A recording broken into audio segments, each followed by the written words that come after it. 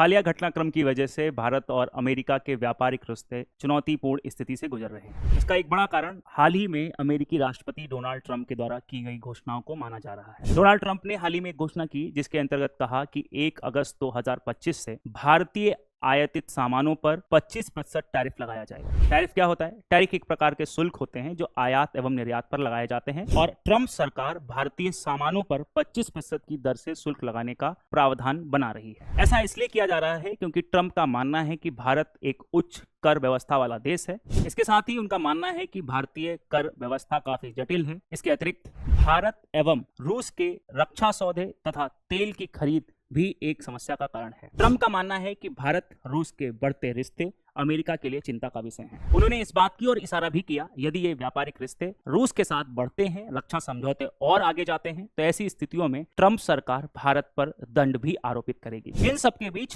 काफी चौंकाने वाले भी कुछ घोषणाएं की गई हैं, जैसे पाकिस्तान के साथ तेल समझौते को लेकर भी कुछ समझौते किए गए, यानी कि अमेरिका की कंपनियां अब पाकिस्तान में आकर तेल एक्सट्रैक्शन यानी कि ऑयल को निकालने का काम करेंगी। अब इस तरीके के घटनाक्रम भारत और अमेरिका के व्यापारिक रिश्तों को एक तनावपूर्ण स्थिति में लेकर जा रहे हैं। लेकिन अब यह देखना होगा कि पिछले कुछ वर्षों में जहां हम अमेरिका के साथ एक बाइलेटरल ट्रेड एग्रीमेंट्स जो खासकर फरवरी से काफी शोर में था, चर्चा में था, उस पर बात कर रहे थे, क्या अब वो आगे बढ़ पाता है या नहीं। इस बात को लेकर भी देखना होगा कि ट्रंप की इस चीज को लेकर या इस समझौते को लेकर कितनी दिलचस्पी है।